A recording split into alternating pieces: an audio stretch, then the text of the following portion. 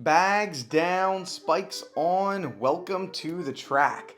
Hi, my name's Colin Waitsman, and I'm going to be your host for this episode of Track World News, presented by Track Barn, and today is our very first episode for 8 Minutes in Eugene. We're going to be talking about everything going on at the World Championships in Eugene, Oregon in 8 minutes or less, so we got to jump right into it. Today, being the very first day of the World Championships, we have three major events we're going to talk about: the high jump qualifier, the 100 meter, and then the 4x4 mixed relay. So first, we're going to talk about the high jump qualifier, and in that, there wasn't many things that went too crazy or too awry. The main story that was the most interesting when it comes to the high jump was the fact that Gianmarco Tambirie, who was your co-champion when it came to the high jump last year at the Olympics, they decided to do a co-champion with him and the man from Qatar, Bashim. And so they shared medals.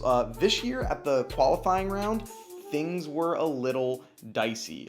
He went to his third attempt on his second bar and his third bar, and everyone in the crowd was like on edge because this is one of the most prolific high jumpers that we have. He has the biggest personalities, one of the most popular, one of the most famous, and that you see him on his second bar and he has an issue and it's like, oh man, like he's not looking great, and then he just barely kind of gets over it. He squirrels over a little bit. It's like, okay, well, that craziness is over, right? You would think. And then the very next bar, he does it again, goes down to his third attempt, but luckily that was at 2 meters 28 and ended up being good enough to get him into the finals. But it was definitely like a nail biter if you're a Gianmarco Tambirie fan. Otherwise, all of your other competitors did really well. Shelby McEwen did great out of the US. Javon Harrison did really great out of the US. Two guys that are friends of the show. They were on the show as well, doing interviews in the past. And then obviously Bashim and Wu as well.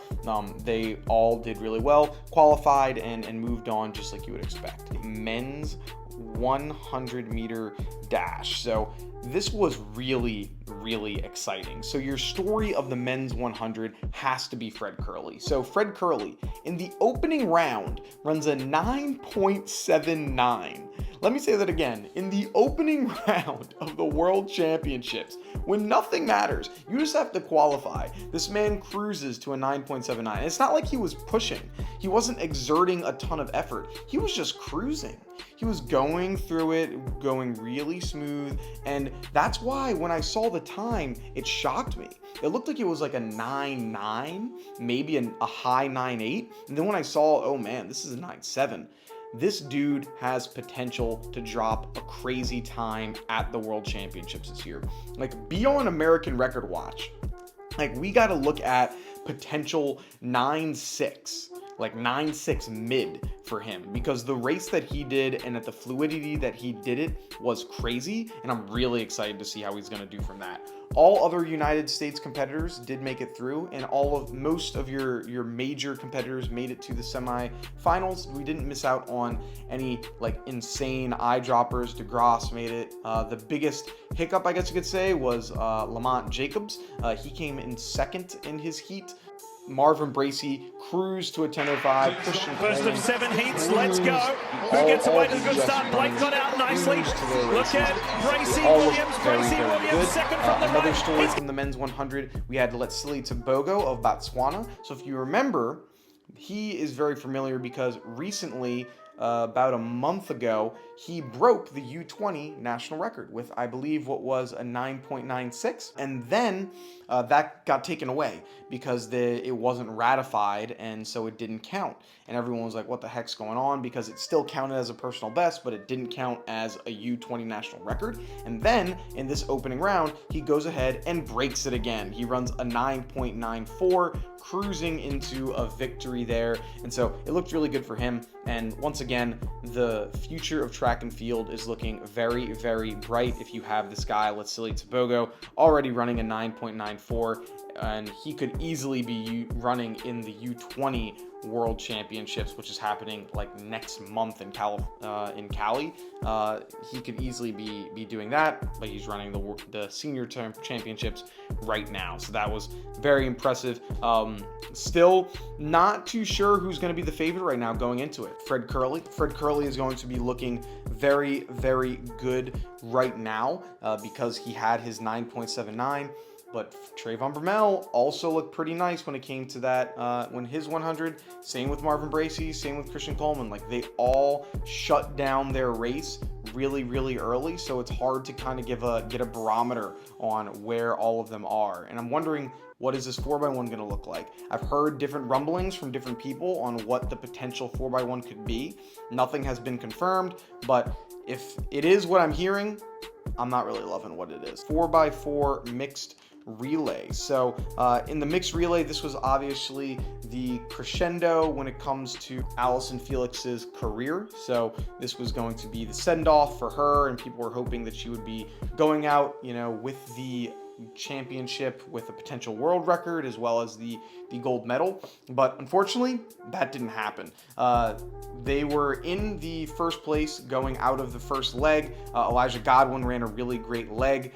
Second was Allyson Felix. Allyson Felix extended the lead, gave them probably a 7-8 meter lead, Allyson Felix lost the lead, and so they were behind by probably about 2 or 3 meters. And then Vernon Norwood gets the baton. He extends the lead to about a 6 or 7 meter lead, and then he hands the baton off to Kennedy Simon, and then they have the lead for 300 and maybe 30 meters, like on the last straightaway. That's when Dominican Republic passes them, and then the Netherlands with Femke Bol ends up passing them as well, and the U.S. ends up getting third, with Allyson Felix ending her international career with a world bronze medal in the mixed 4x4. A little upsetting. Obviously, you really wanted it to be a gold. This happened last year, but the main problem is the fact that the U.S. is sending like their B and C team, while all of these other teams are sending like their A team and maybe potentially B team when it comes to it. But if we decided to take this seriously, it would be no question, but it's the fact that it's not really the main relay, which is why I think we're not winning this. But overall, very exciting day one. Day two is going to be happening very soon here, so we're going to be going into a lot of things when it comes to the sprints. We have some distance events going down as well as the field events, so hopefully you guys enjoy those. That's going to do it for 8 minutes in Eugene. We got it this time. If you enjoyed the episode, make sure you like, subscribe, and follow us on Instagram at Track World News. We post almost daily content over there. I'll see you in the next one, and peace.